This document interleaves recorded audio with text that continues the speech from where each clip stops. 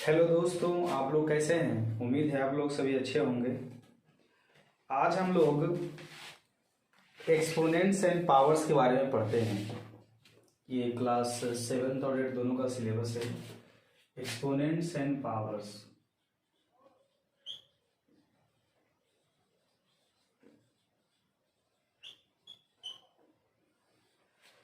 इसमें क्या है कि पहले कि इसकी आवश्यकता क्यों पड़ी, इसके लिए एक एग्जाम्पल हम लेते हैं कि मान लीजिए कि जो हम लोग का अर्थ है उसका जो मास है वो कुछ इस तरह से है।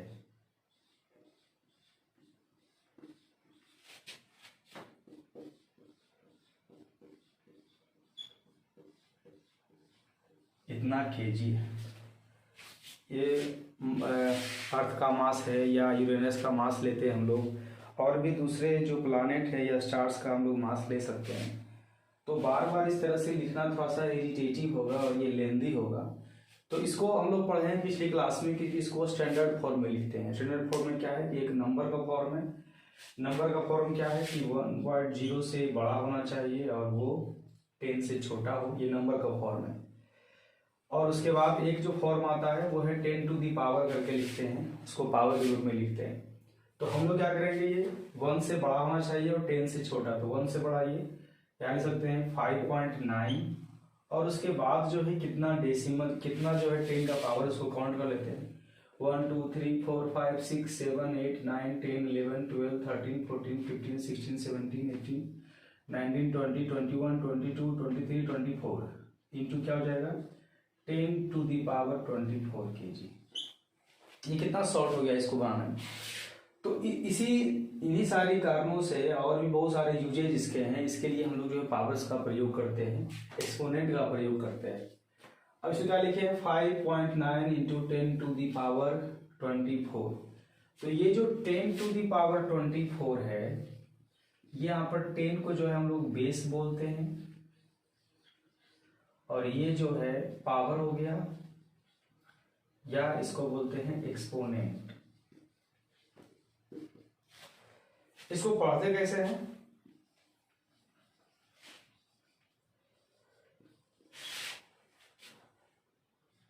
Ten is raise to the power of 24। 10 is raise to the power of 24, या ऐसे पढ़ सकते हैं 10 टू दी पावर ऑफ 24। इस तरह से इसको पढ़ा जाता है। इसके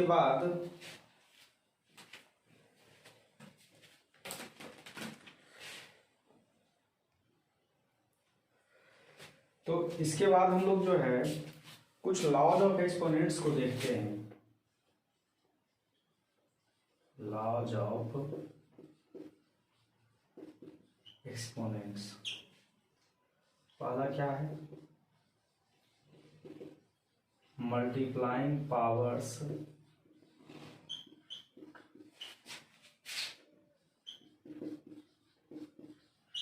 with the same base.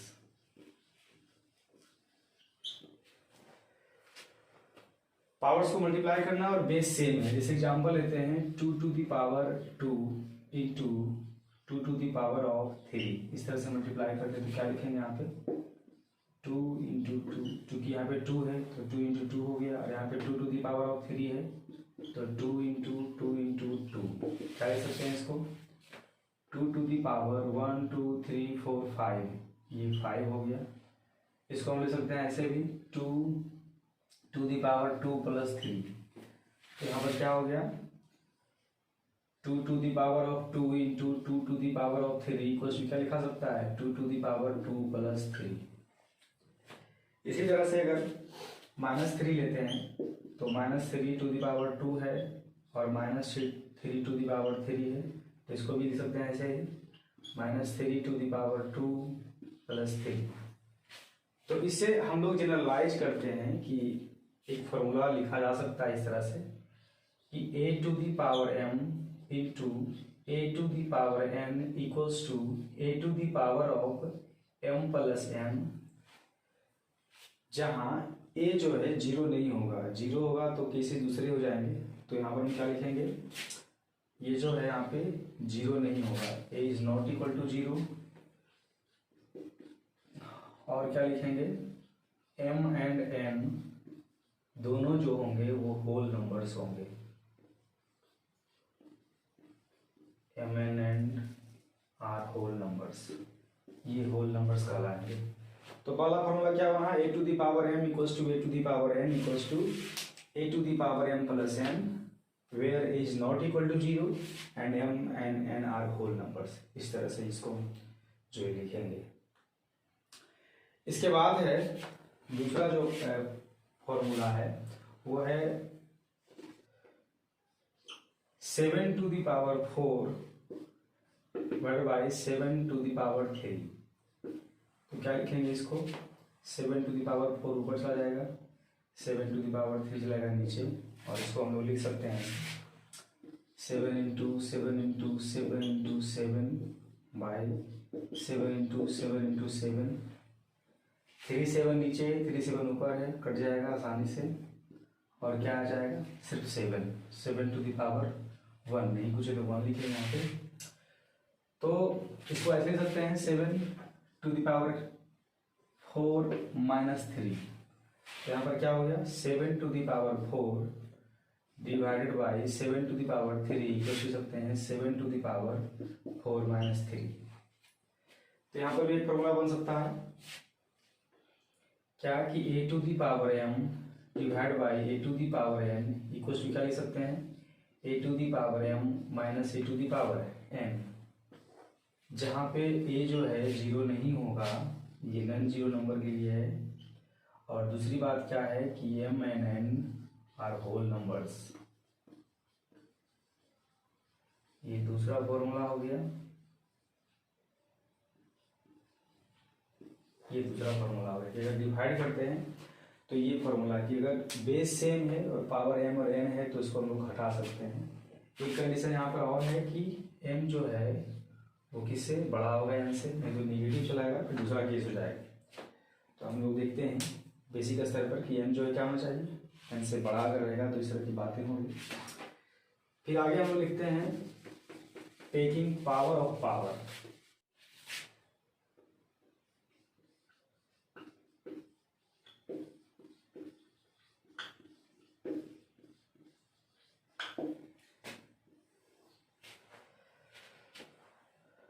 To to the power 2 लिखते हैं, to the power of 3, 2 to the power of 2, to the power of 3।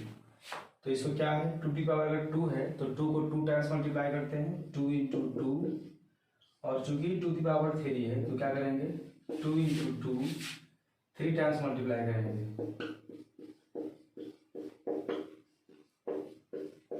और क्या लिख सकते हैं 2 कितनी बार आया 6 टाइम्स आया, तो लिख सकते हैं इसको 2 टू दी पावर 6, और इसी को लिख सकते हैं 2 टू दी पावर 2 इंटू 3, चूँकि 6 है। यहाँ पर क्या हो गया 2 to the power 2 to the power of 3 equals to 2 to the power 2 into 3, इस तरह से होगा। इसी को अगर जनरलाइज करेंगे तो क्या लिखेंगे कि अगर if A equals to power M, A to the power of M to the power of N को लिखा जा सकता है A to the power M into N, where a is not zero and m and n are whole numbers। m और n क्या हो जाएगा, whole numbers हो जाएंगे। उसके बाद है multiplying power with the same exponent.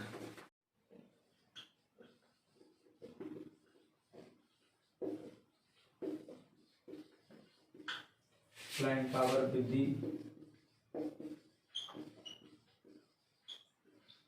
same exponents।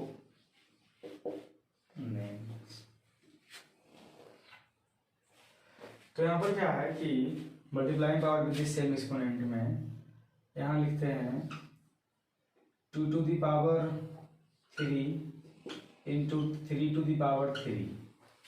Multiplying power with this same exponent. Exponent यहाँ पे सेम है और यहाँ पे बेस जो है डिफरेंट है, 2 to the power 3 into 3 to power 3। इसे क्या लिख सकते हैं, 2 इंटू 2 इंटू 2 3 टाइम्स हो जाएगा, 3 इंटू 3 इंटू 3। इसको कंबाइन में लिख सकते हैं क्या चीज, 2 इंटू 3 कितना हो जाएगा, 2 into 3 into 2 into 3 into 2 into 3। और इसी को लिख सकते हैं क्या चीज, 2 इंटू 3 टू दी पावर 3। यहाँ पर क्या हो गया, 2 to the power 3 into 3 to power 3। तो ऐसे भी लिखा जा सकता है। तो इसी को अगर जनरलाइज करेंगे तो क्या लिखेंगे, a to the power m into b to the power m को लिखा जा सकता है a into b to the power m। यहाँ भी क्या होगा, a and b is not equal to 0, a is not equal to 0, b is not equal to 0 and इसके साथ केसेस क्या हो जाएंगे, where m is any whole number. m जो होगा कोई भी होल नंबर हो सकता है। निगेटिव की केस हम लोग बाद में बात करेंगे, इसलिए भी करें m is any whole number और जीरो नहीं लेंगे। जीरो लेने के बाद केसेस दूसरे हो जाते हैं, हम लोग उसको देखेंगे आगे।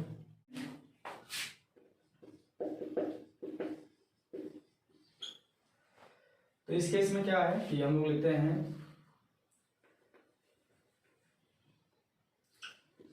4 टू द पावर 3 है और डिवाइड बाई क्या है, 5 टू द पावर 3 है। इस तरह से लेते हैं तो क्या ले सकते हैं इसको हम लोग, ले सकते हैं इसको हम 4 to the power 3, 4 to the power 3, 5 to the power of 3 ले सकते हैं, 4 इंटू 4 इंटू 4 वाई 5 इंटू 5 इंटू 5 लिख सकते हैं इसको 4 by 5 into 4 by 5 into 4 by 5। ये सब लिखा जा सकता है।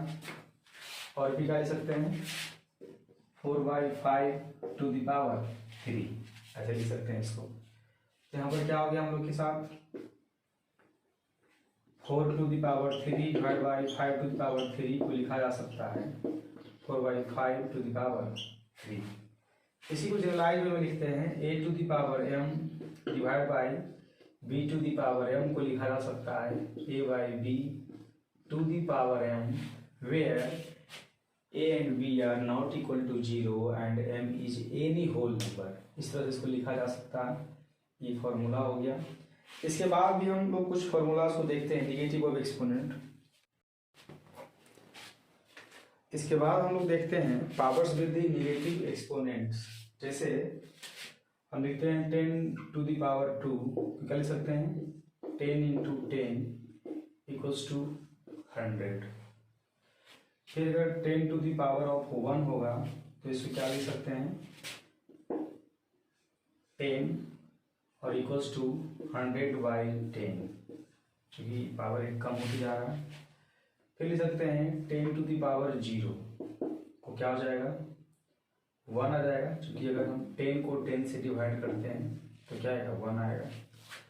पावर को घटाते जा रहे हैं, 2 था 1 था फिर 0 आया, तो 2 वाला में डबल 10 इंटू 10 है तो 10 से डिवाइड किए 10 आया। फिर 1 है तो 10 लिखे इसमें, 100 से 10 डिवाइड किए तो 10 आ गया। और उसके बाद क्या है 10 टू द पावर 0 है तो यहाँ 10 है, 10 को 10 से डिवाइड किए तो क्या आ गया 1 आ गया। अब लिखते हैं 10 टू द पावर -1, तब क्या हो जाएगा, फिर यहाँ पे कितना है 1 है तो 1 को 10 से डिवाइड कर देंगे। फिर 10 टू द पावर -2 है तो क्या हो जाएगा 1 by 10 divided by 10 equals to जाएगा 1 by 10 into 1 by 10 equals to 1 by 100। और जिसको लिख सकते हैं 1 by 10 to the power of 2, तो क्या हो गया 10 to the power -2 equals to 1 by 10 to the power 2। तो हम देख क्या रहे हैं कि पावर जो है घटाते जा रहे हैं, 2 1 0 -1 -2 -2 यहाँ पे लिखे हैं। तो इसके बाद एक जनरलाइज फॉर्मूला हम लिख सकते हैं कि अगर a to the power -m हो तो क्या लिखा जा सकता है a to the power m, इस तरह से इनवर्स में, where a is not equal to 0 and m is a whole number. m is any whole number, कोई भी होल नंबर हो सकता है।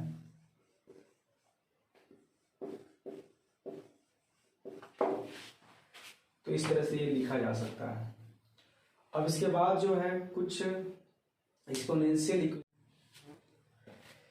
तो एक्सपोनेंशियल इक्वेशंस में क्या है कि एक इक्वेशन क्या है कि if a to the power m equals to a to the power n then m equals to n। अगर बेस समान हो तो बेस अगर इक्वल इक्वेशन के रूप में दिया हुआ है कि a to the power m equals to the power n, तो क्या होगा, m बराबर n होगा।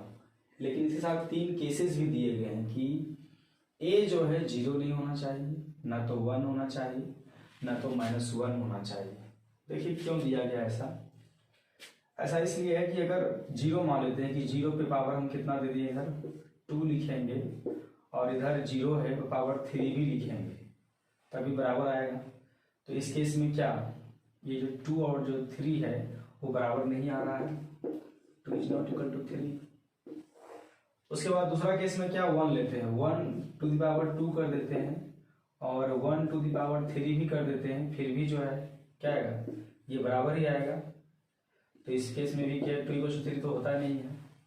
अगर -1 भी रखते हैं, -1 रख दिए, क्या कर दिए, -1 इक्वल्स 4 रख दिए यहाँ पे, और -1 equals to the power of 6 रख दिए।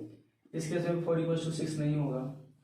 तो ये तीनों जो है कंडीशन को देना है कि ये तीनों बराबर नहीं हो, ये तीनों जो है a इक्वल्स टू ना तो 0 हो, ना तो 1 हो, ना तो -1 हो।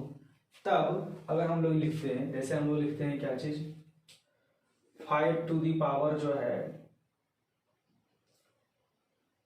क्या हो, 3 हो, और यहाँ पर हो 5 टू दी पावर p, तो क्या हो जाएगा, बेस समान है तो कह सकते हैं।